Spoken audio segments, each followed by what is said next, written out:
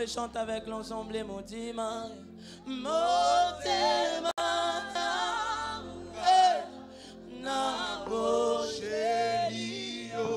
Papa, maman, ingolwe.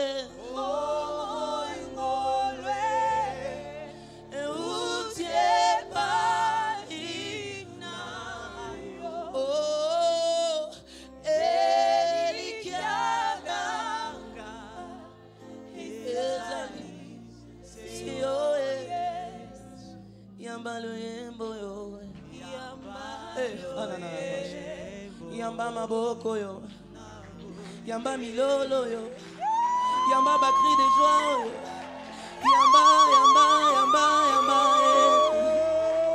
yamba bakri de joie na boko lelo ye, yamba milolo na boko lelo ye, Yahweh, yamba lo yembo ye.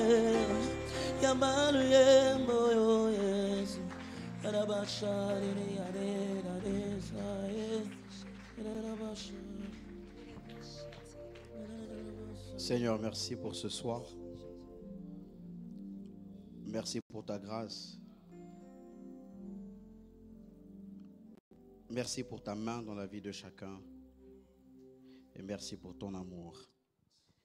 Dans le nom de Jésus, nous avons prié. Amen. Gloire à Dieu. Est-ce que nous pouvons acclamer le Seigneur pendant que nous reprenons nos places? Gloire au Seigneur. Je bénis le Seigneur qui nous donne la possibilité de travailler ce soir. Nous allons travailler en 2 mercredis, celui-ci et le prochain. Tout en rendant grâce à Dieu, je dis merci à Papa Ken qui me permet de travailler pour ces 2 mercredis, celui-ci et le prochain. Je vais nous donner un petit plan de cet enseignement. Je l'ai appelé « N'aimez point le monde ». C'est un passage, c'est dans 1 Jean, chapitre 2. Alors j'ai pris ce passage et je l'ai placé comme thème. J'ai pris une portion. « N'aimez point le monde ». Point de suspension. N'aimez point le monde, point de suspension. N'aimez point le monde. Nous sommes dans 1 Jean chapitre 2, nous lisons et puis je nous donne la table de matière. 1 Jean 2, 15 à 17. Première épître de Jean, chapitre 2, versets 15 à 17. 1 Jean 2, 15 à 17. N'aimez point le monde ni les choses qui sont dans le monde. Si quelqu'un aime le monde, l'amour du Père n'est point en lui.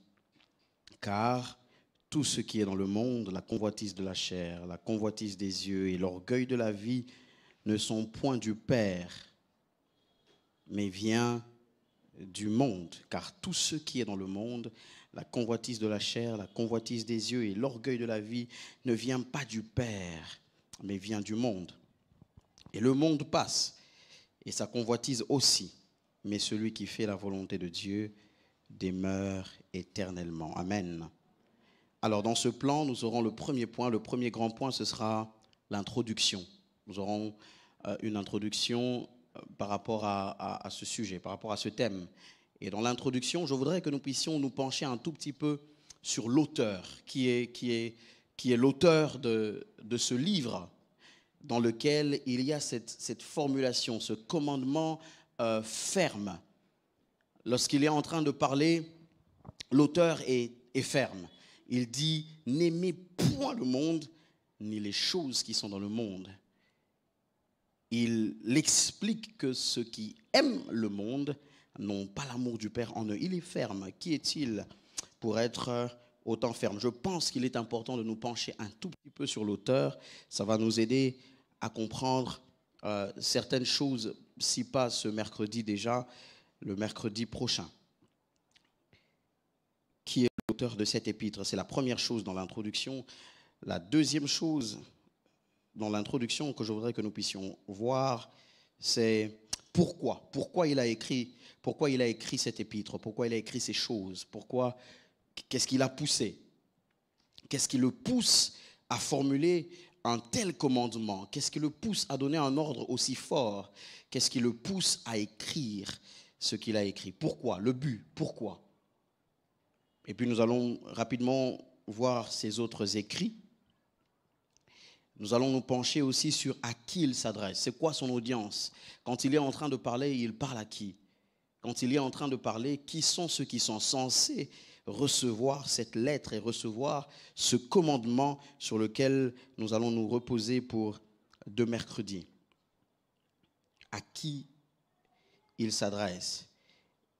Et nous allons voir cet auteur comme l'apôtre de l'amour, l'apôtre de l'amour, l'apôtre de l'amour. Et le deuxième grand point, donc après l'introduction, nous allons voir les concepts derrière monde. Quand il dit « n'aimez point le monde », nous allons voir les concepts qu'il y a derrière monde. C'est quoi le monde? Nous le verrons ensemble, les concepts derrière le mot monde.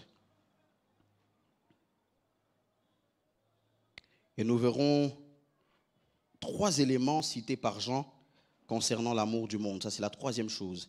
3 éléments. Lorsque il est en train de parler, il cite ici 3 éléments concernant l'amour du monde. Et la 4e chose, nous allons voir la victoire sur le monde. La victoire sur le monde. Et c'est par là que nous allons chuter. Je crois qu'en parlant tout à l'heure, j'ai fait une erreur. J'ai dit le nom déjà de l'auteur. Ceux qui sont attentifs ont déjà compris de qui il s'agit, à part ceux qui connaissent déjà, ceux qui m'ont entendu maintenant, savent que je voulais faire un suspense, mais je me suis heurté, c'est passé. C'est comme un enfant, une fois, qui disait à ses oncles, « Je ne vous dirai pas où papa garde l'argent, sinon vous irez chercher sous le lit. » Il n'a pas dit, sinon ils iraient chercher sous le lit. Tout le monde avait compris de quoi il parlait.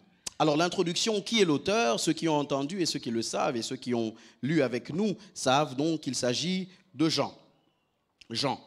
Jean est l'auteur de cet épître et Jean est l'auteur de cet ordre, de ce commandement fort, précis et ferme.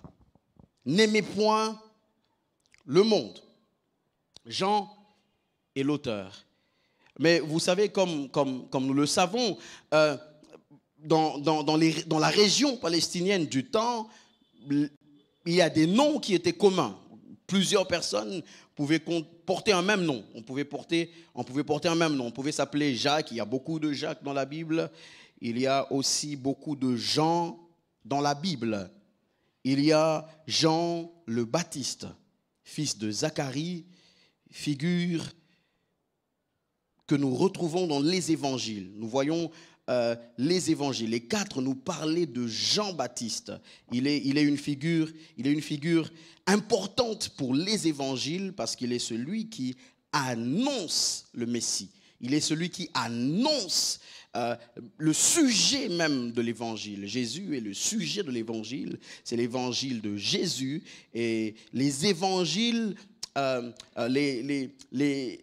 ceux qui racontent l'évangile de Jésus selon des perspectives données, Marc, Matthieu, Luc et Jean, trouvent important de le placer quelque part, de le citer quelque part, de parler de lui quelque part. Par exemple, dans Matthieu 3:1, nous voyons Jean le Baptiste. Mais ici, il ne s'agit pas de Jean le Baptiste. Il n'est pas celui qui a écrit cet épître. Il y a un autre Jean qui était un membre du conseil juif. Nous le voyons dans Actes chapitre 4, verset 7. Là-bas aussi, il y a Jean. Nous voyons un autre Jean qui est le neveu de Barnabas, qui est aussi appelé Marc ou Jean-Marc dans Actes 12, 12. Celui qui, on va dire, qui a énervé Paul parce qu'il a abandonné Paul pendant que Paul avait besoin de lui. Il a abandonné Paul. Paul ne voulait plus entendre parler de lui jusqu'à ce qu'à un moment, Paul lui pardonne et Paul estime qu'il est encore important pour le ministère. C'est Jean-Marc, et ce n'est pas lui, l'auteur de ce texte. l'auteur de cette épître et l'auteur de cette portion que nous allons étudier dans l'épître, parce que nous n'aurons pas le temps de nous étendre sur l'épître, nous prenons cette portion. Et puis, il y a Jean, fils de Zébédée, frère de Jacques, l'un des 12 apôtres. Jean, ici, il est souvent cité dans les évangiles, dans Matthieu, dans Marc et dans Luc, on le cite beaucoup. On cite beaucoup Jean. Dans Matthieu, dans Marc et dans Luc, il est cité. Et quand on le cite, on le cite par moments toujours accompagné. On le cite souvent en compagnie de son frère Jacques, ou on le cite avec Pierre, ou on le cite avec Jacques et Pierre. Il est souvent accompagné. Nous le voyons par exemple dans Matthieu, chapitre 4, verset 21. Matthieu 4, 21. De là, étant allé plus loin, il vit 2 autres frères, Jacques, fils de Zébédée, et Jean, son frère, qui étaient dans une barque avec Zébédée, leur père, et qui réparaient leur filet. C'est d'ailleurs ici l'occasion de son appel. Jean. Et c'est ce Jean qui est l'auteur de ce texte. On le cite dans Matthieu, dans Marc, dans Luc, on ne le cite pas dans Jean. Il ne se cite pas souvent. Il a l'habitude de trouver des tournures. Quand il parle de l'expérience de la résurrection, il cite Pierre. Mais quand il s'agit de lui, il dit l'autre disciple. Il dit l'autre disciple a couru plus vite, mais il n'est pas entré. Mais Pierre est entré. Et quand il parle de lui, il dit aussi le disciple que Jésus aimait. Le disciple que Jésus aimait.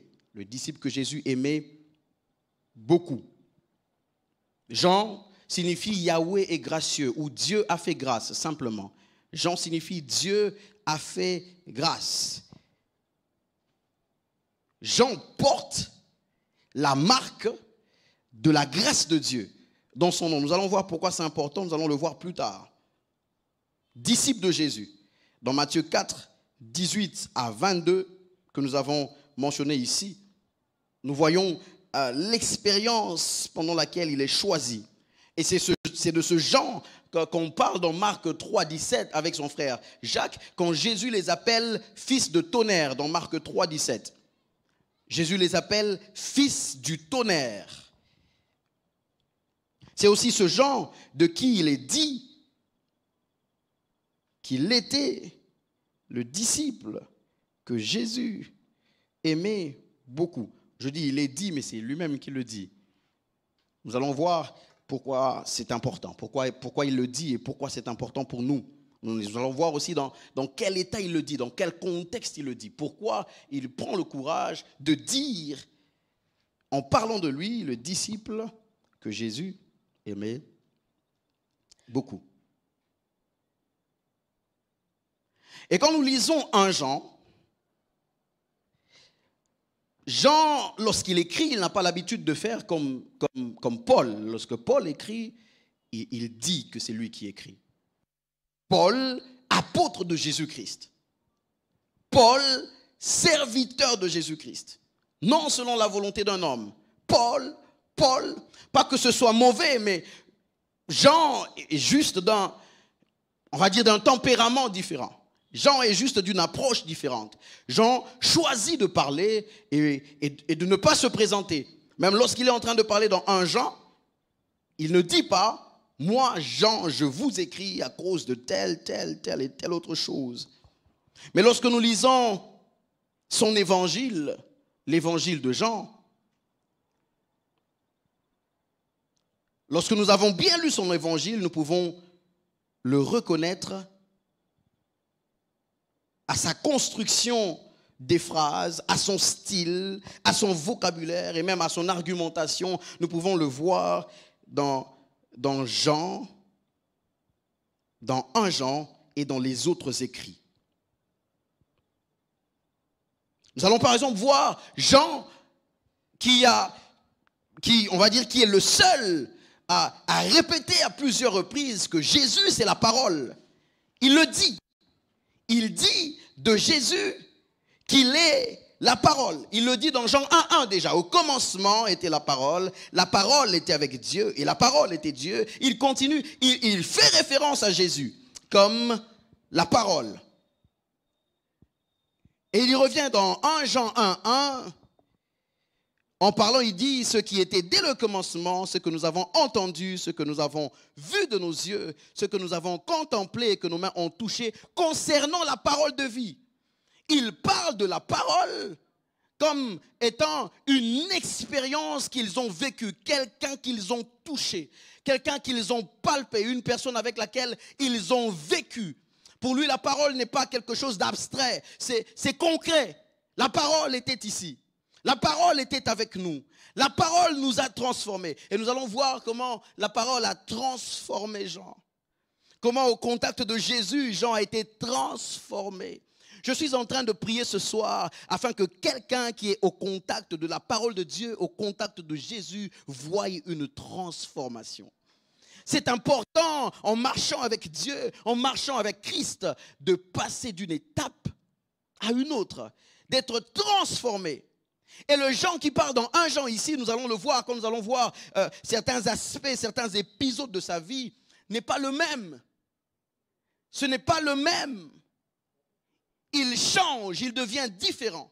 Parce qu'il a été au contact de la parole de vie. Et il parle encore de la parole plus tard, dans un autre de ses écrits. Il parle encore de la parole. Apocalypse chapitre 19, 11. Puis je vis le ciel ouvert et voici parut un cheval blanc. Celui qui montait s'appelait Fidèle et Véritable et il juge et combat avec justice. Ses yeux étaient comme une flamme de feu. Sur sa tête étaient plusieurs diadèmes. Il avait un nom écrit que personne ne connaît si ce n'est lui-même. Et il était revêtu d'un vêtement teint de sang. Son nom est la parole de Dieu. Nous voyons que Jean le sait. Jean le connaît. Il en est convaincu. Il est tellement convaincu que le Christ est la parole qu'à chaque fois qu'il a l'occasion de parler, à chaque fois qu'il a l'occasion de faire mention de lui, il insiste sur ce qu'il sait de lui. En fait, pour Jean, la parole, la perception de Christ comme la parole n'est pas un fait hasardeux. Il en est tellement convaincu qu'il véhicule cela, qu'il insiste sur ça. Et nous le reconnaissons dans tous ses écrits. Le style, des phrases similaires. Je voudrais que nous puissions regarder 1 Jean et l'évangile de Jean ensemble et voir comment Jean revient sur certaines choses. Là, je nous avais montré la parole, nous sommes allés dans Jean, dans 1 Jean et dans Apocalypse. Mais maintenant, je voudrais qu'on regarde entre 1 Jean et Jean. À chaque fois, les choses qui reviennent. Les choses qu'il reprend. Nous sommes dans 1 Jean, chapitre 1, verset 1. 1 Jean, chapitre 1, verset 1. Ce qui était dès le commencement, ce que nous avons entendu, ce que nous avons vu de nos yeux, ce que nous avons contemplé et que nos mains ont touché concernant la parole de vie. Jean 1:1, nous connaissons, au commencement était la parole, et la parole était avec Dieu, et la parole était Dieu.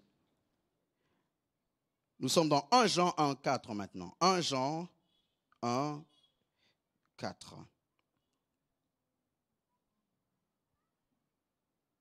Et nous écrivons ces choses afin que notre joie soit parfaite.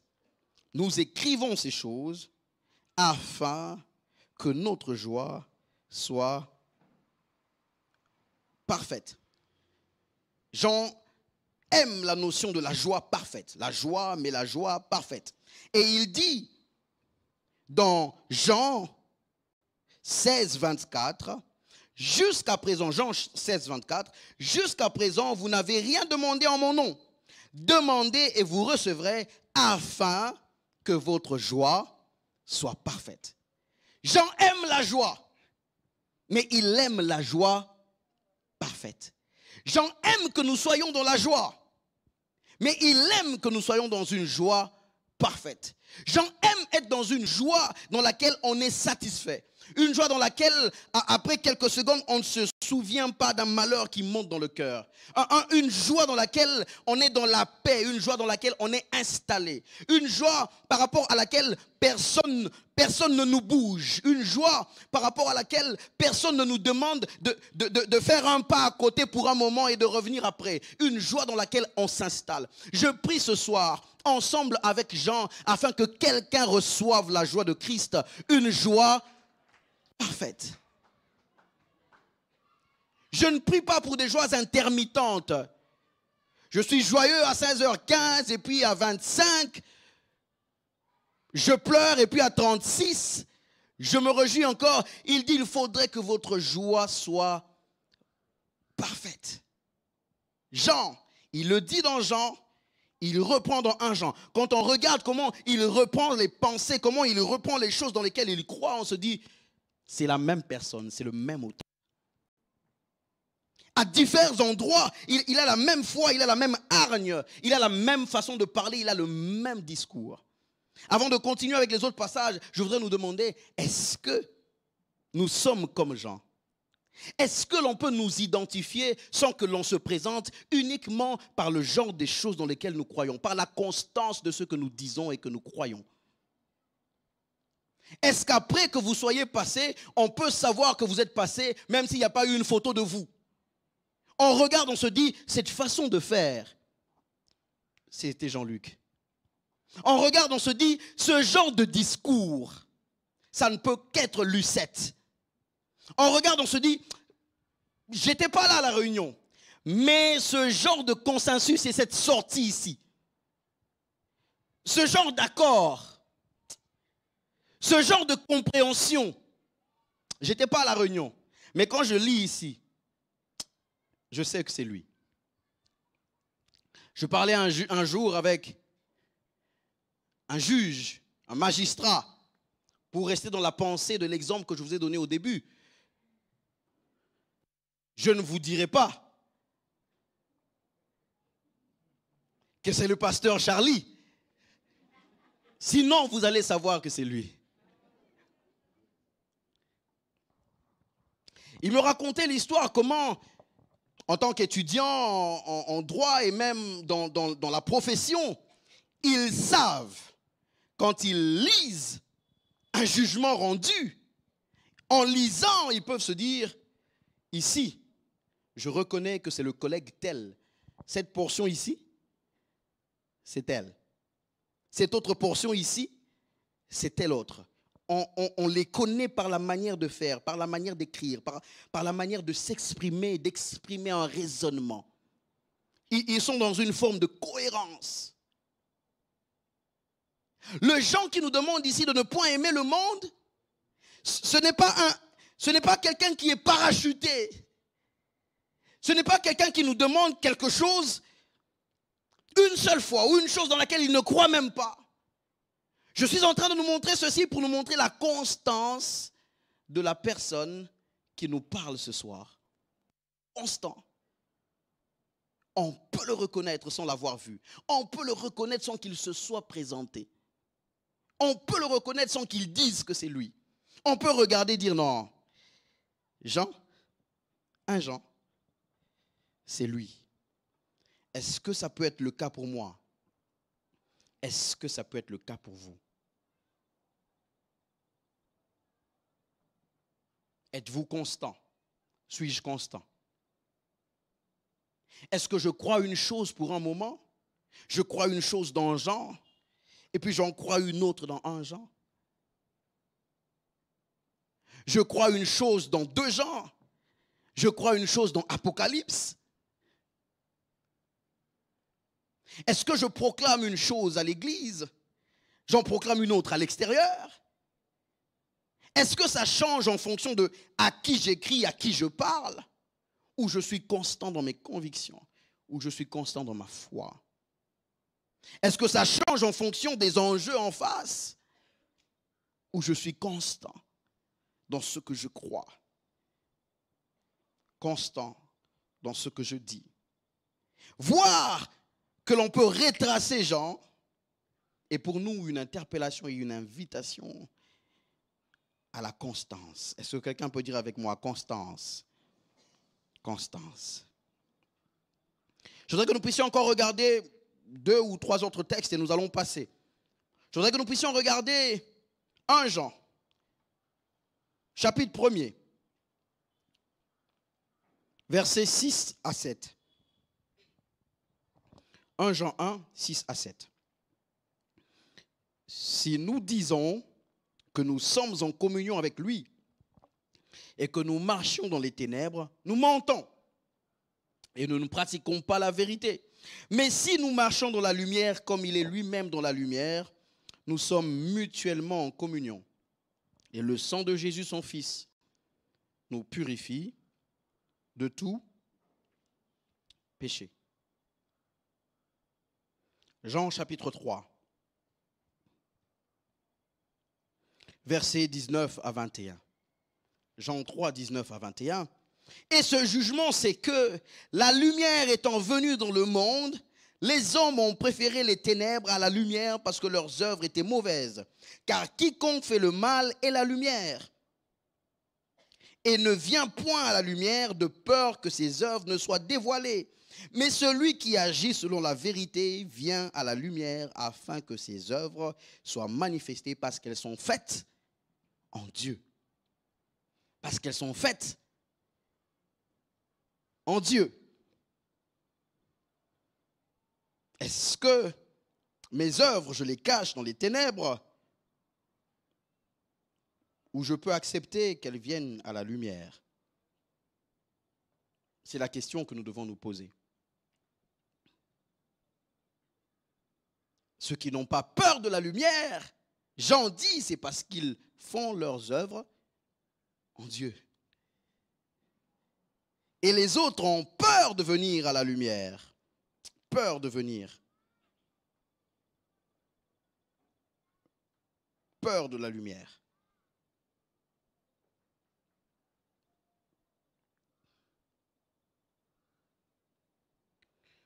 À part cet élément qui nous permet de l'identifier, cette constance, on va passer, pour les autres passages, il y en a tellement, on ne va pas s'attarder dessus. Il y a la mention du témoignage oculaire. Quand nous lisons 1 Jean 1, 1 à 4, l'apôtre ici est en train de nous démontrer qu'il a vécu les choses dont il parle. Il est ici en train de nous démontrer qu'il ne parle pas comme quelqu'un qui n'était pas là. Et cela s'harmonise avec le fait qu'il est parmi les premiers disciples que Jésus a recrutés. Nous avons vu tout à l'heure le texte de Matthieu 4, 18 à 21, où Jésus justement le recrute avec son frère Jacques, après avoir vu André et Pierre. Ensuite, nous voyons la manière autoritaire avec laquelle il parle dans ses lettres. Comme quand il nous parle ce soir, c'est un commandement. Jean s'adresse à des gens et quand il leur parle, il parle avec une autorité telle que seul un apôtre à l'époque pouvait s'adresser aux autres. Et il parle avec autorité et il identifie les erreurs. Il regarde, il dit non, nous avons été avec lui, nous avons marché avec lui. Ça, ce n'est pas son enseignement. Nous avons été avec lui, nous sommes restés avec lui. Ça, ce n'est pas ce qu'il a dit. Ça, ce n'est pas ce qu'il a annoncé. Ça, c'est très loin de ce qu'il a été. Il identifie cela parce qu'il avait été là. Et il le fait avec autorité, comme un apôtre. Et nous voyons là qu'il avait une relation étroite avec le Seigneur.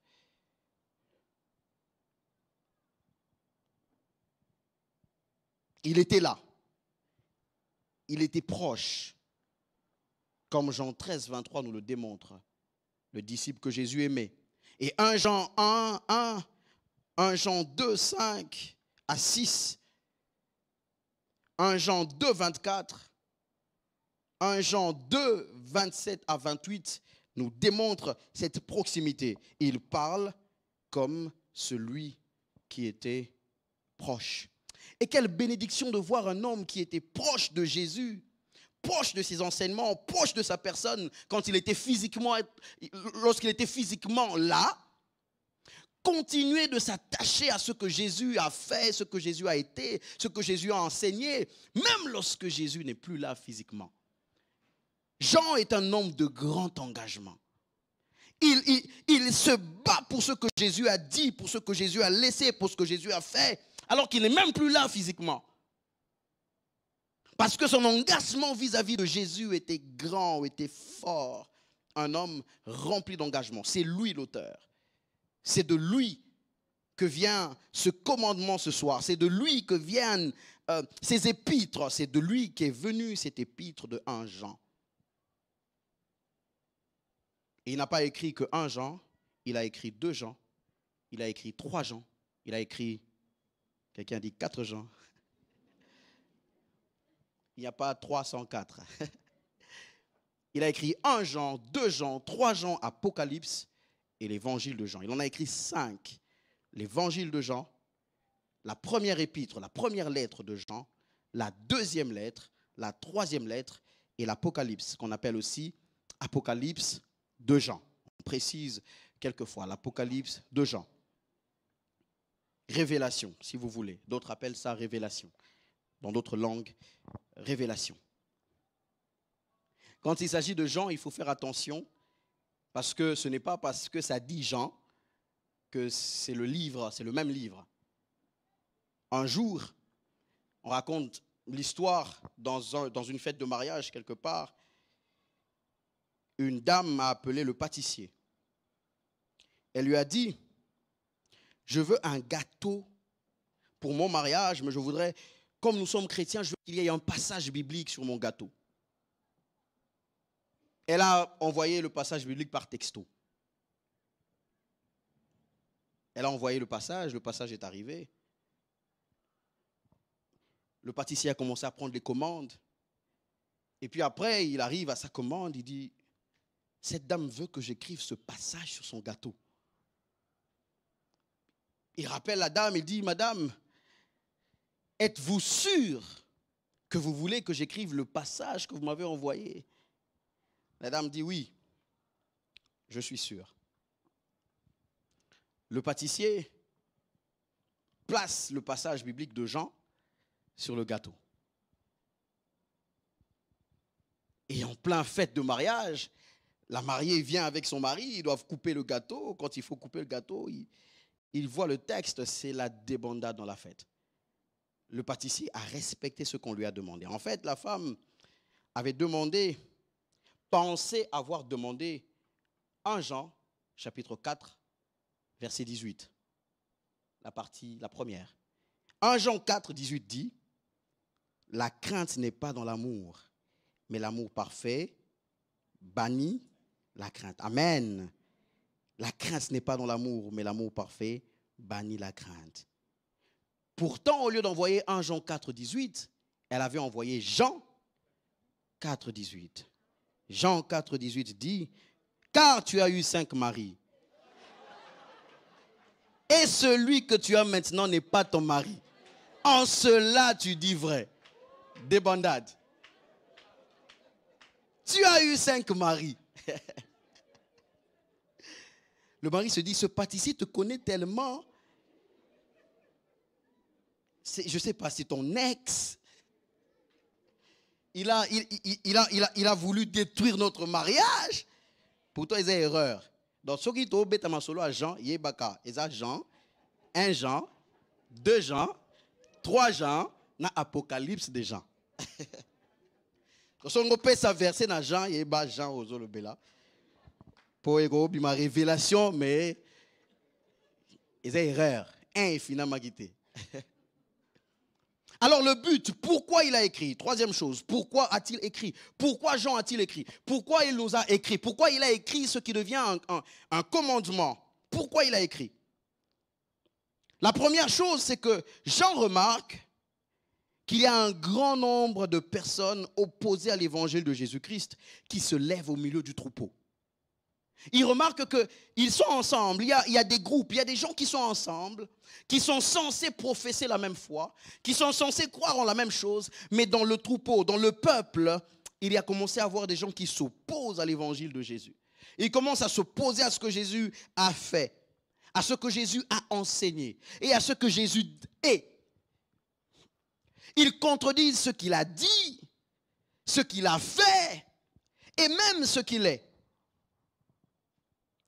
Et Jean se sent obligé d'éclairer les croyants, de leur apporter la lumière sur tout ce qui se passe.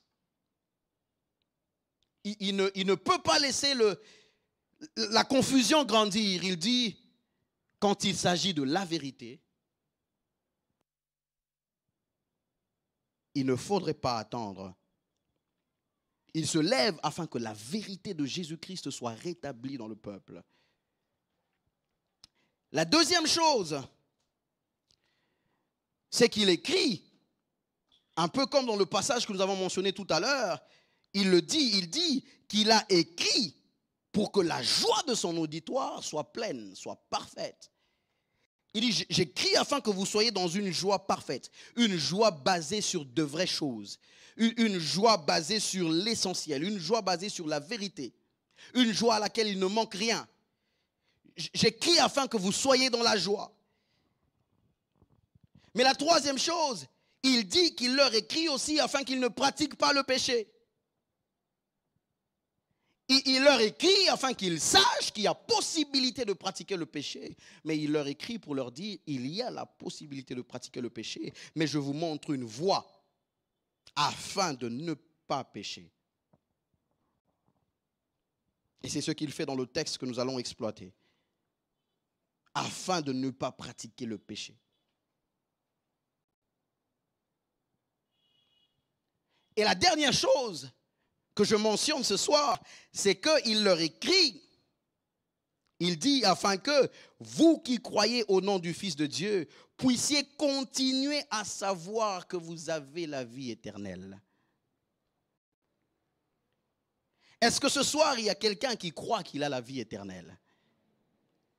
Jean regarde, il dit, vous savez que vous avez la vie éternelle, vous l'avez su à un moment, vous y avez cru. Mais il faut que je vous écrive pour que vous puissiez continuer de croire et de savoir. Il est une chose d'entrer en contact avec la connaissance, mais il en est une autre de continuer à savoir. Quelquefois, nous avons su des choses à un moment. Et nous nous sommes relâchés par rapport à cette connaissance à un autre moment. Jean dit, il est important de ne pas s'arrêter à avoir connu, à avoir su.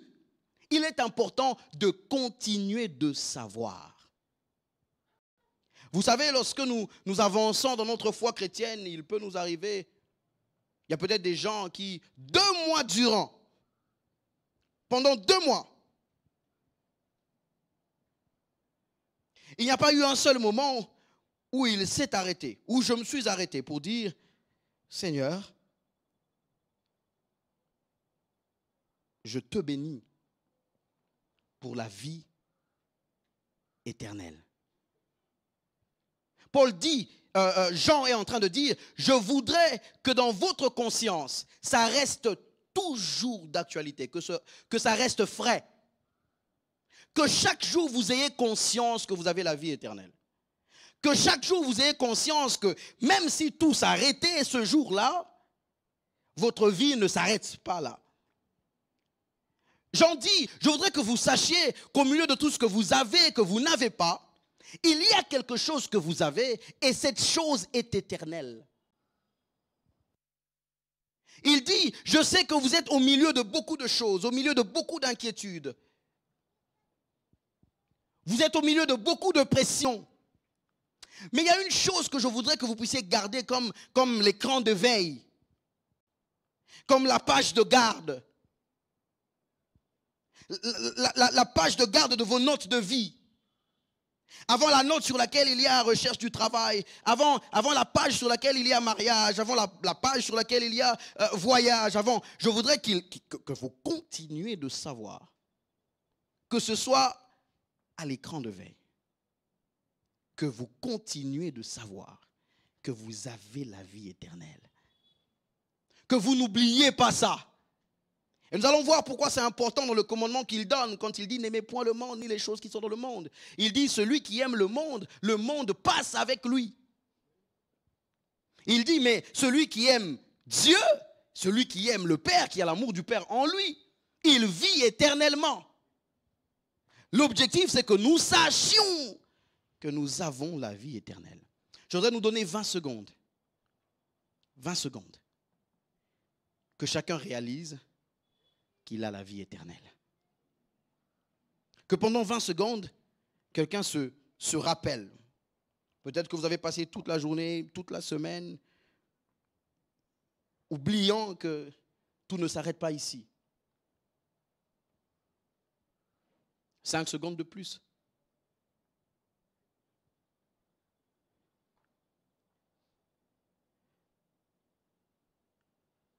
Que vous continuez de savoir. Que ce soit quelque chose qui est dans vos prières. Que ce soit quelque chose qui est dans vos moments de louange, dans vos moments d'adoration.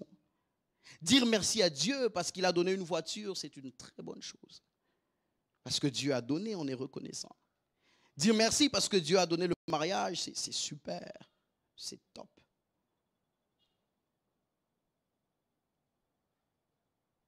Mais quelle est la dernière fois où je me suis arrêté en prière pour dire « Waouh, Seigneur, au-delà de tout ça, merci. Parce que par Jésus, je suis sauvé.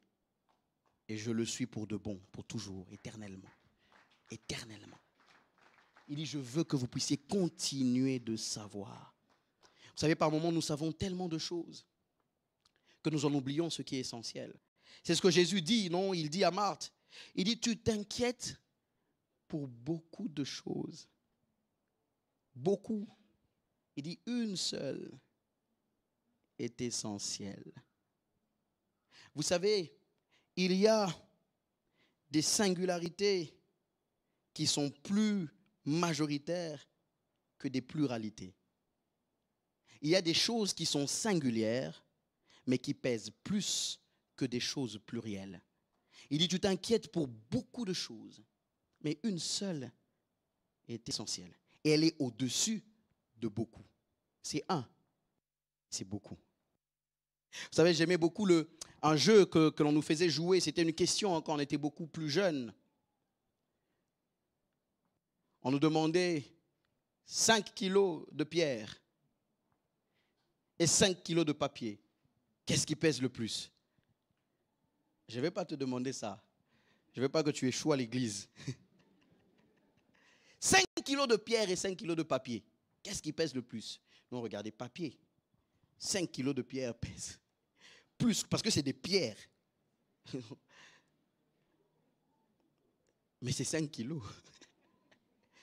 Normalement, les pierres pèsent plus que les papiers. 5 kilos de papier mouchoir avec 5 kilos de pierre.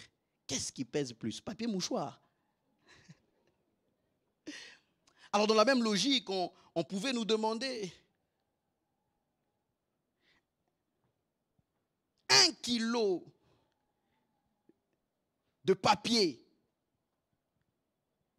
avec 500 grammes de pierre.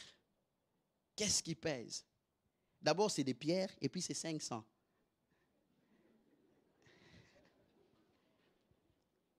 C'est des pierres et puis c'est 500. Là-bas, c'est papier et puis c'est 1 kilo. Donc, 500 grammes de pierre pèsent plus que 1 kilo de papier. Faux, n'est-ce pas? C'est 1 kilo. C'est 500 grammes. C'est beaucoup. Mais ça n'a pas autant de valeur que ce qui semble être peu. Frères et sœurs, 500 dans le monde, ne sera jamais égal à 1 dans le royaume.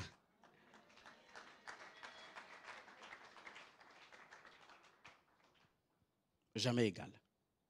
Jamais. Il dit afin que vous ayez une connaissance actualisée. Que vous êtes sauvés et que vous avez la vie éternelle. Alors à qui il s'adresse? Quatrième, dans l'introduction. À qui il s'adresse? Dans toute son épître, Jean ne mentionne pas clairement un groupe de personnes. Et il ne parle pas de quelqu'un en particulier. Quand nous regardons Paul, dans ses épîtres, Paul s'adresse aux Corinthiens, épître de Paul aux Corinthiens, il s'adresse aux Galates, il s'adresse aux Thessaloniciens, au groupe où il s'adresse à un individu, à Timothée, à Tite, à Philémon. Mais Jean ne nous dit pas à qui il s'adresse précisément.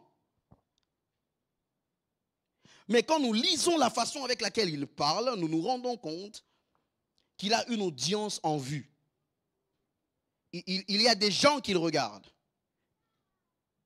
Il y a des gens qu'il vise. Il y a des gens qu'il vise. Il sait à qui il parle.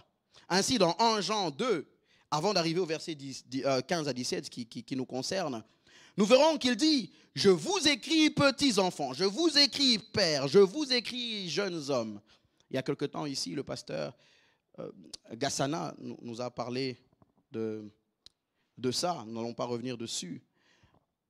Il a clairement une audience en vue, il sait à qui il s'adresse, il s'adresse à des gens de façon précise, il s'adresse précisément à des personnes qu'il connaît, qu'il a identifiées. Ce ne sont pas des lettres qu'il écrit au hasard, il est en train de viser un but, c'est intentionnel, il a des gens en tête.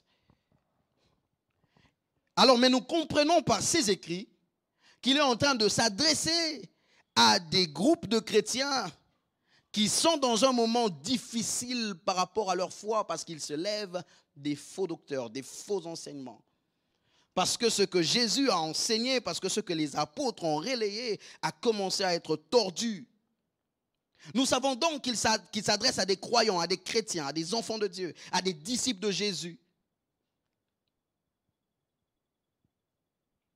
Nous savons qu'il s'adresse à des gens qui font face à une menace dans leur foi, face à de faux enseignements. Une menace sérieuse et une menace qui ne vient pas de l'extérieur. La menace est en train de germer à l'intérieur. C'est à eux qu'il s'adresse. Il remarque les erreurs et il se lève pour commencer à fixer. Et il est dur de sa façon de fixer.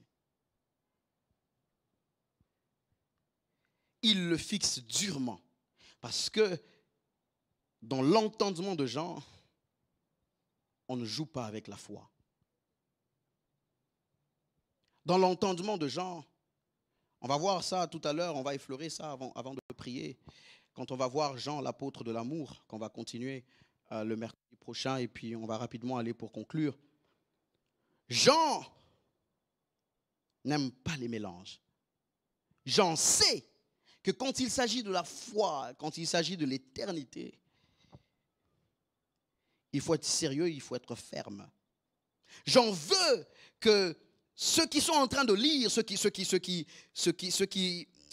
vers qui la lettre est adressée, il veut qu'ils puissent s'examiner.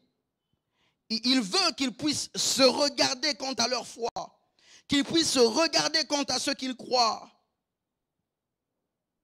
et qu'ils déterminent.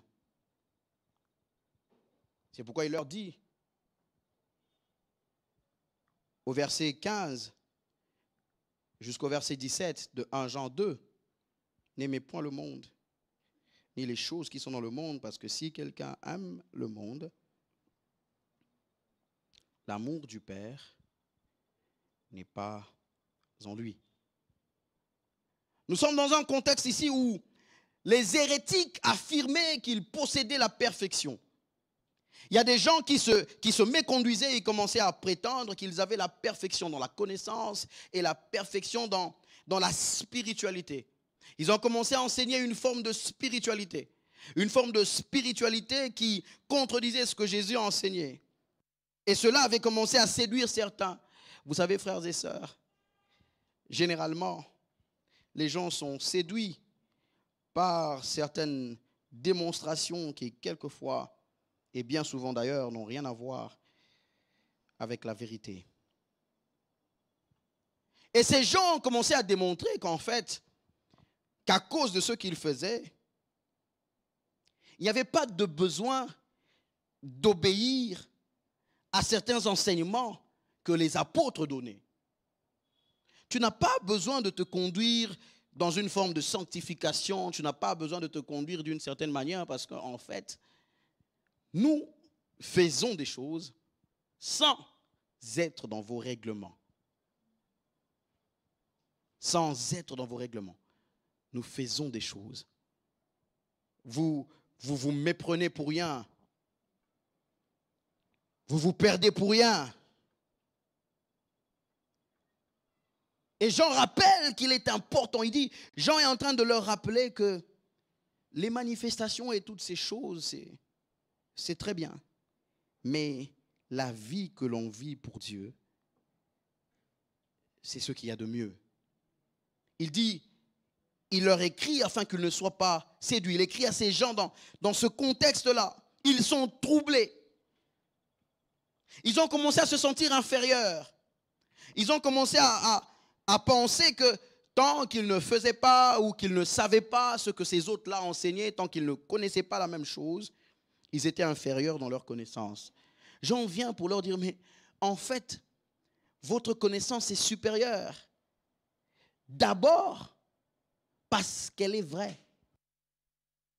D'abord, parce qu'elle est fondée sur le Christ Jésus. D'abord, parce qu'elle est fondée sur la vérité de la parole de Dieu. Jean, fils du tonnerre, qui a vu des choses avec Jésus. Il a marché avec Jésus, il a vu des miracles. Il en a fait. Leur dit, ce que je vous dis ici, c'est la base, la vraie, pour la spiritualité la plus haute.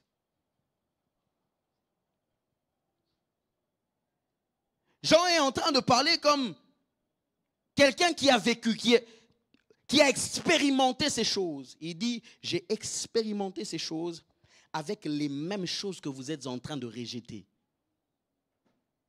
Il dit, j'ai expérimenté la puissance de Dieu avec la simplicité de ces choses que vous écartez.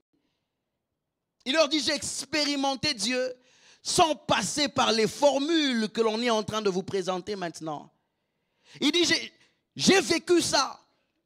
Si seulement vous décidez de vous mettre totalement dans ces enseignements, vous vivrez ces choses sans perdre votre âme. Ils vivent ce qu'ils vivent, mais j'en dis, quand il sera le temps du plus important, ils seront perdus. Mais si vous vous donnez à ce qui est important, vous vivrez ces choses. Et lorsque viendra le temps de l'éternité, que je le dise comme ça, vous ne serez pas perdus. Jean leur dit, c'est possible. C'est possible de vivre ces grandes choses, que ce soit sur le plan matériel, sur le plan spirituel, sur le plan de la santé. C'est possible de vivre ces choses et d'être sauvé. Mais il leur dit, s'il faut choisir, l'éternité vaut plus que tout ce que vous pouvez avoir et manifester maintenant dans le temps. Mais il leur dit que l'éternité, dans ces choses simples, n'exclut pas que vous viviez le maximum de Dieu pour vous. Ce soir, je voudrais encourager quelqu'un. Tu regardes la vie, tu te dis, est-ce que j'irai loin avec cette foi en Jésus? est-ce qu'il n'y a pas autre chose? Est-ce qu'il n'y a pas quelque chose d'autre qui peut me pousser? J'entendais un serviteur de Dieu qui était en train de dire que désormais Jésus, c'est le chemin pour le salut, mais ça peut ne pas être suffisant. Il faut autre chose. Ce soir, je m'associe à Jean pour nous dire, il ne nous faut rien d'autre. Christ Jésus suffit. À la croix, il a dit, tout est accompli. Par moments, le problème, c'est seulement le sérieux ou le manque de sérieux avec lequel on aborde l'œuvre et la personne de Jésus et ses enseignements. Par moments, c'est simplement la différence dans comment est-ce qu'on interagit avec cette vérité de Christ Jésus. Comment est-ce que vous prenez la vérité de Jésus? Comment est-ce que vous l'accueillez? Comment est-ce que vous vivez en rapport avec ce que Jésus a dit, ce qu'il a fait et ce qu'il est? Avec Jésus, vous pouvez aller vers les sommets les plus élevés. Mais après cela, vous irez vers l'endroit le plus élevé de tous les temps. Vous serez dans l'éternité sans être perdu. Jean, apôtre de l'amour, 5e chose dans mon introduction. Jean, apôtre de l'amour. Jean est dans les écrits bibliques, Jean est parmi ceux qui ont beaucoup parlé au sujet de l'amour. Certains étudiants de la Bible disent même que personne n'a autant parlé de l'amour que Jean. Jean a beaucoup parlé de l'amour. Il a parlé de l'amour de Dieu, il a parlé de notre amour vis-à-vis de Dieu, il a parlé de l'amour l'un de l'autre. Jean a parlé de l'amour dans toutes les facettes. Jean a utilisé tous les termes grecs pour l'amour. Son évangile nous donne tous ces termes. Il parle de l'amour, c'est l'apôtre de l'amour. Mais quand nous regardons sa vie, sa façon de faire, son enseignement, nous nous rendons compte d'une première leçon, c'est que Jean nous enseigne que l'amour n'exclut pas la correction. Personne ne parle autant de l'amour que Jean. Mais regardez la fermeté avec laquelle Jean parle et corrige. D'où vient le fait qu'aujourd'hui nous pensons que tous ceux qui nous contredisent ne nous aiment pas? D'où vient aujourd'hui le fait que nous pensons que tous ceux qui veulent nous corriger sont contre nous? Aujourd'hui, quand on veut nous corriger, on a l'impression qu'on veut nous écraser. Aujourd'hui, on a l'impression que l'amour veut dire accompagner les gens partout où ils vont, peu importe où c'est. Aujourd'hui, on pense que l'amour, c'est faire tout ce que les autres demandent. Mais Jean nous montre que l'amour, le vrai, est dans la vérité. Que par moments, le plus bel acte d'amour qu'une personne peut te démontrer, c'est une opposition. Quelquefois, le plus bel acte d'amour qu'une personne peut te démontrer, c'est une opposition. C'est une correction. Frères et sœurs, vous avez un enfant de 2 ans, de 3 ans, qui veut jouer avec le couteau. Il a les jouets, je ne sais pas ce qui se passe avec les enfants, ils ont des jouets, mais ils aiment jouer avec des choses compliquées. Tu vois, tu achètes des jouets pour un enfant, mais lui, il préfère jouer avec des sachets, des cartons, des bidons d'eau, des bouteilles. Et ça, c'est ce qu'on a fabriqué pour quelqu'un comme toi. Mais non, lui, il veut autre chose. Et vous avez un fils comme ça qui veut jouer avec un couteau. Vous l'aimez tellement, n'est-ce pas, que vous lui donnez le couteau, n'est-ce pas? Mais si vous ne lui donnez pas le couteau, il va pleurer, non?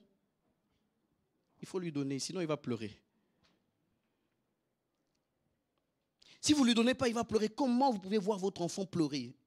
Supporter qu'il pleure parce que vous avez refusé de lui donner quelque chose. L'aimer, c'est lui donner ce couteau, n'est-ce pas? Non. En ce moment-là, il ne sait pas que dans votre responsabilité, le plus bel acte d'amour en ce moment-là, c'est de lui refuser ça. Il ne le sait pas, mais ça reste vrai. Il ne le comprend pas, mais ça reste vrai. Il n'en veut pas, mais ça reste vrai. L'amour, le vrai, est dans la vérité. D'où vient le fait qu'aujourd'hui on pense que le signe d'amour, c'est qu'on nous accompagne dans tout, que personne ne nous arrête un moment pour que nous puissions réfléchir. L'apôtre de l'amour corrige sérieusement et il donne des commandements durs. Apôtre de l'amour. Apôtre de l'amour. Et même lorsqu'il parle d'amour, Jean utilise beaucoup l'un et l'autre, comme les autres apôtres d'ailleurs. Aimez-vous les uns les autres. Le problème avec nous souvent, c'est que nous sommes des gens qui pensons que l'amour, c'est les autres qui doivent nous le manifester. Que ce sont des rôles fixés. C'est à moi qu'on doit témoigner l'amour, c'est à moi qu'on doit témoigner la loyauté, c'est à moi qu'on doit témoigner la bonté, c'est vers moi que ça doit venir. Jean nous enseigne ici que dans l'amour, c'est l'un à l'autre, l'un et l'autre. On se dit la vérité, on se pardonne, on se corrige. Mais nous devenons de plus en plus des gens. Vous allez voir, les gens mentent beaucoup. Nga vraiment de nazaboy. Na linga ka vérité, na linga lokutate. J'aime la vérité, je n'aime pas le mensonge. Je lui ai parlé, je lui ai dit les 4 vérités. Moi, je suis quelqu'un de vérité. Non, tu aimes dire quand la vérité met l'autre contre mur. Les gens comme ça, généralement, quand il faut leur dire la vérité à eux. Moi, j'aime dire la vérité, mais est-ce que j'aime entendre la vérité?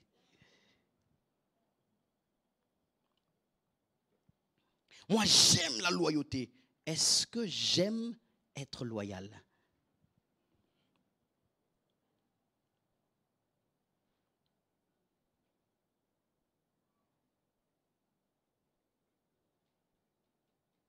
Jean, l'apôtre de l'amour, établit l'échange dans l'amour. L'un et l'autre. Et même quand il est en train de parler ici, Jean, nous allons le voir la séance prochaine, nous démontre que Dieu nous a aimés le premier. Et Jean nous invite à répondre à son amour. Il dit, il a envoyé l'amour, vous l'avez reçu, envoyez le vôtre. Il dit de même que ça vous réjouit d'être aimé par Dieu, ça réjouirait son cœur d'être aimé par vous. Jean établit la réciprocité dans l'amour. Les uns les autres, arabarol, t'es que donc nga rôle nanga gardien nga yambarakaka. Moi je donne pas, je ne fais que recevoir. Moi je suis là pour recevoir, je suis là. Même les gardiens ils donnent, ils font des passes. Aujourd'hui même l'une des grandes qualités des gardiens, il faut savoir jouer avec les pieds, même avec les mains, il faut lancer les ballons quand même quelquefois. Tu es le gardien, tu prends le ballon, tu mets à côté, tu prends l'autre ballon, tu mets à côté, toi tu n'envoies pas de ballon. C'est quel jeu que tu joues là? C'est quel sport? Où toi tu reçois seulement, tu reçois seulement, tu reçois seulement. Déjà que les autres amis sont en train de courir partout, quand on va tirer, quand tu attrapes, donne quand même aux amis, ils doivent encore monter là-bas pour aller marquer. Ouvre le jeu.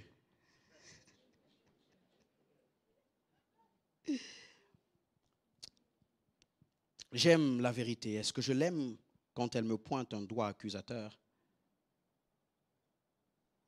J'aime quand je le reçois, mais est-ce que j'aime quand je dois le donner?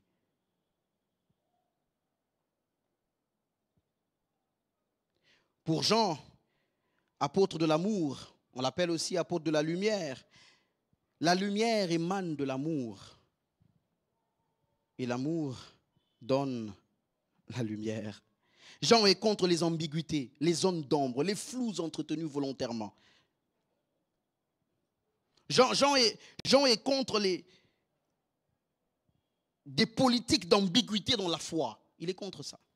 Jean dit, si il y a l'amour, les choses doivent être claires. Jean dit, Dieu nous a aimés, c'est pourquoi il nous a éclairés et il a éclairé nos chemins. Jean est en train de dire, c'est pourquoi il dit à plusieurs reprises, il dit par exemple, si vous dites que vous aimez Dieu, mais que vous n'aimez pas votre frère que vous voyez, alors que Dieu vous ne le voyez pas. Il dit non, vous êtes menteur. Il dit, il ne peut pas avoir des zones comme ça d'ombre. Non, j'aime Dieu, mais lui là, non. Il dit non. Pourquoi ça? Apôtre de la lumière. Jean est contre le mélange. Il dit c'est noir ou c'est blanc. C'est pourquoi il dit, si vous aimez le monde, l'amour du Père n'est pas en vous. Il n'y a pas d'intersection. Ensemble A, ensemble B, et puis ça donne quelque chose au milieu là qu'il faut assurer comme ça. Il dit non, ça n'existe pas. Il n'y a pas de place pour l'ambiguïté. Ce qui me frappe, c'est que Jean est fasciné par l'amour. Fasciné par l'amour.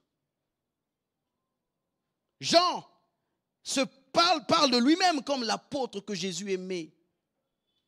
Jean, fils de tonnerre. Jésus l'a appelé fils de tonnerre. Moi, j'aurais voulu qu'il dise l'apôtre que Jésus appela fils de tonnerre. Jean a fait des choses, j'aurais voulu qu'il cite l'une des choses qu'il a faites. Mais lorsqu'il faut parler de lui, Jean dit, je préfère que si vous devez m'identifier, que vous puissiez m'identifier par rapport à son amour pour moi. Si vous devez parler de moi, je préfère. Si vous devez me définir, faites-le par rapport à l'amour de Jésus. Il dit, il m'a aimé.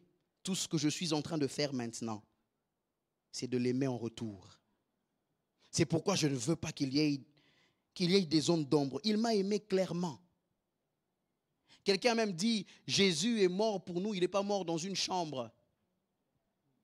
Il n'est pas mort dans une cellule, il est mort dehors, en plein air. Il dit, il faudrait qu'à notre tour, en répondant à son amour, nous puissions vivre pour lui en plein air. Jean refuse des chrétiennités de bunker. On est chrétien terré quelque part. Non. Pour Jean, les choses doivent être claires dans la foi. L'amour pour Dieu, ça doit être clair. Et pour Jean, les actions ne sont pas que des faits vides. Non. Pour Jean, les actions trouvent leur racine dans l'amour. Il dit ce que tu choisis n'est pas ce que tu as rencontré par accident sur la route. Il dit ce que tu choisis, c'est ce que ton cœur a aimé. C'est ça pour Jean. Jean dit ce que tu fais, ton style de vie, c'est l'attachement de ton cœur. Pour Jean, les actions naissent de quelque chose. Les actions naissent de quelque part. Pour Jean, les actions sont des déclarations d'amour. Il dit, c'est par ce que tu fais que je sais.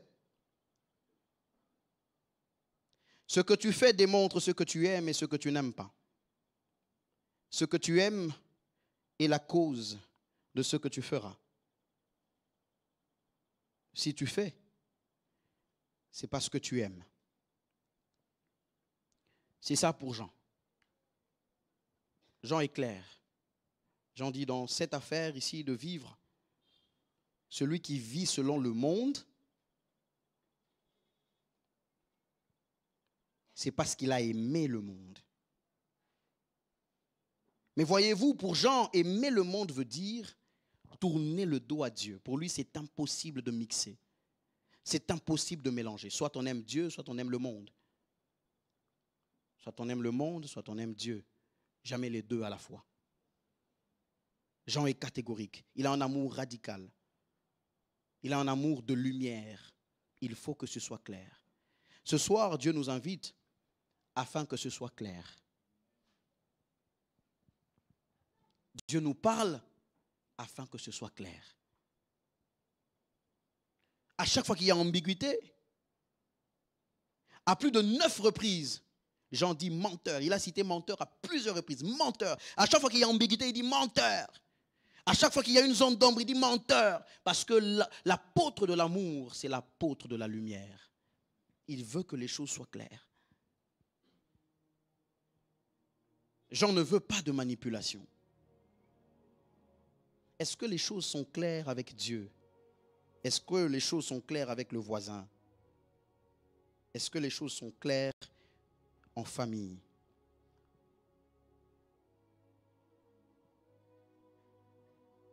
Quelles sont les affections de mon cœur? Quelles sont les affections de votre cœur, de nos cœurs? Je voudrais que nous puissions prier ce soir. Parler à Dieu. Je ne sais pas dans quelle direction vous allez prier, je ne sais pas à quoi vous allez répondre, mais je voudrais que chacun parle à Dieu. Vous n'êtes pas obligé d'élever la voix, vous pouvez murmurer, remuer les lèvres, prier dans le cœur. Vous n'êtes pas obligé d'être debout, vous pouvez être assis, à genoux, je ne sais pas. Mais je voudrais que nous puissions prier.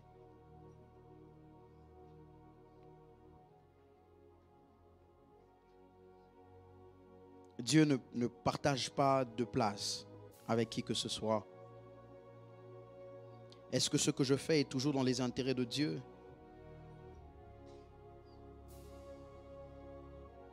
Jean nous donne une bonne mesure dans l'amour. Il dit, tu ne peux pas dire que tu aimes Dieu, que l'amour de Dieu est en toi, si tu n'aimes pas ton frère. Et tu ne peux pas dire que tu aimes ton frère s'il n'y a pas de lumière. Si ce n'est pas clair, s'il y a trop de zones d'ombre.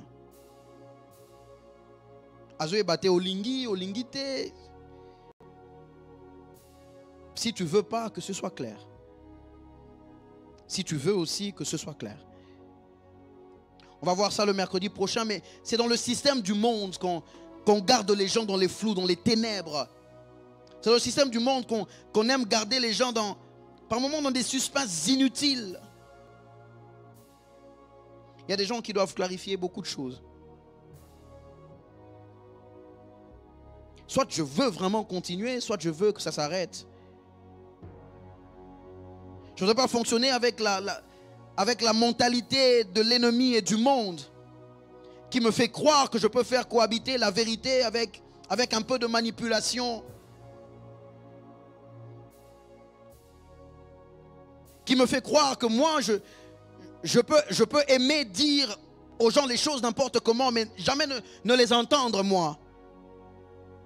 Qui me fait croire que j'ai le droit à toute la loyauté du monde et que moi, je n'ai pas le devoir de la donner à quiconque. Il faut que ce soit clair. Soit j'aime ça, soit je n'aime pas. Soit je suis dedans, soit je suis dehors.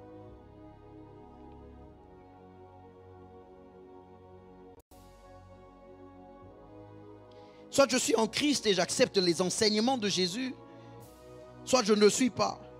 Je ne peux pas être en Christ et puis avec des enseignements ésotériques de tel ou de tel autre. Je ne peux pas.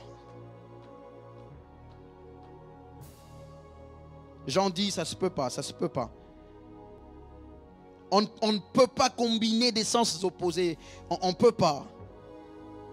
On ne peut pas.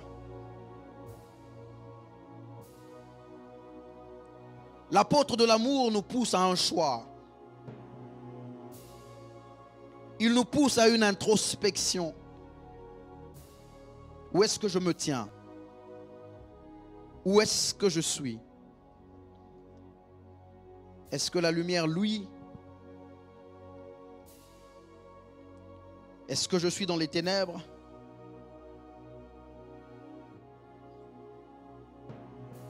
Est-ce que je manipule les autres?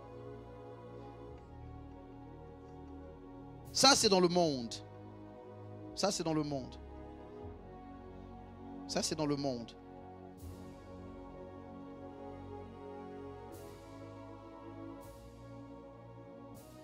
Est-ce que j'use de ruse? Seigneur, je te prie ce soir. après que tu nous aies parlé dans cette introduction,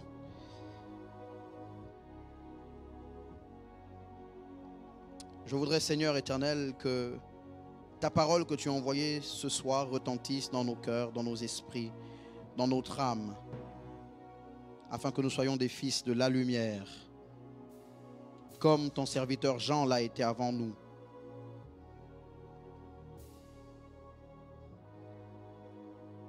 Comme ton serviteur Jean l'a été avant nous. Dans le nom de Jésus. À cette heure, nous prions que tu bénisses aussi nos offrandes, fruit de ce que tu as placé dans nos mains et dans nos cœurs.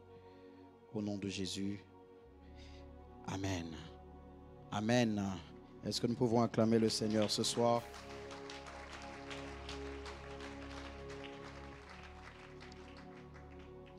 Gloire à Dieu.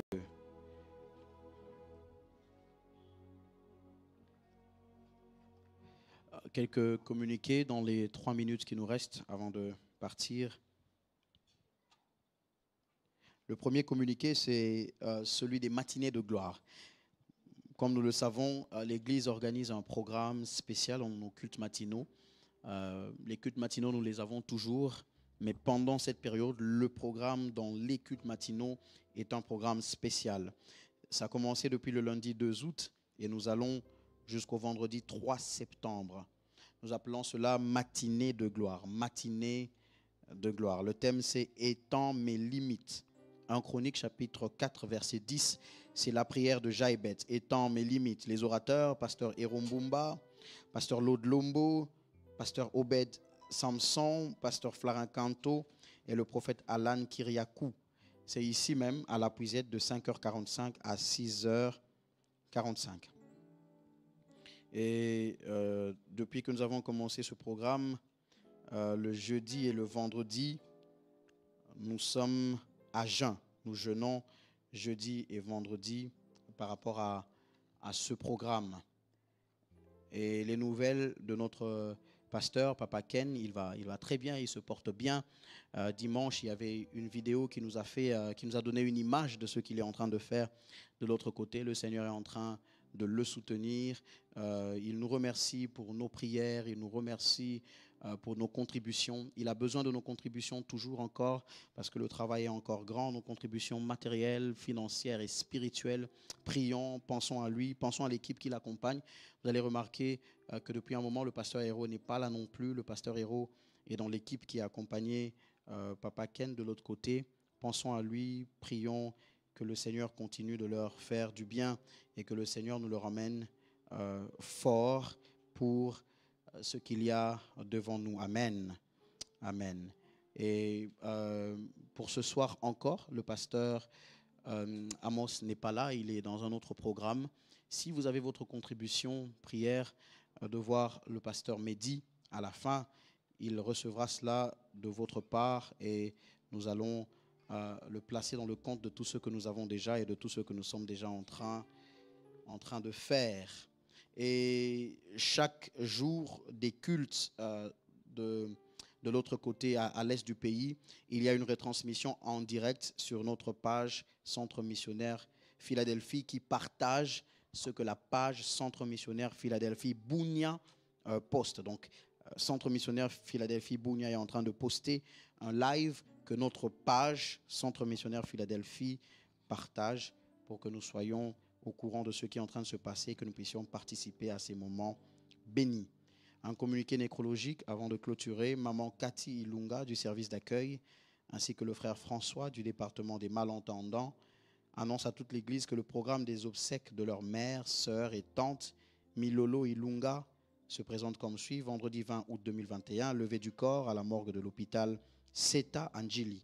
Ce vendredi, levée du corps à la morgue de l'hôpital Seta Angeli, suivi de l'enterrement au cimetière de Siforco. En attendant ce programme, la famille Ilunga reste joignable au numéro 082 23 33 057. Okay. 082 23 33 057. Ce communiqué tient lieu de faire part. Donc demain déjà, Papa Ken commence l'étape de Kindu. Et comme nous le savons, jeudi, depuis qu'il a commencé la tournée, depuis que nous avons commencé la tournée avec lui, jeudi, nous sommes ici en jeûne et nous prions aussi par rapport à cette mission. Est-ce que nous pouvons nous lever pour clôturer ce moment dans la prière?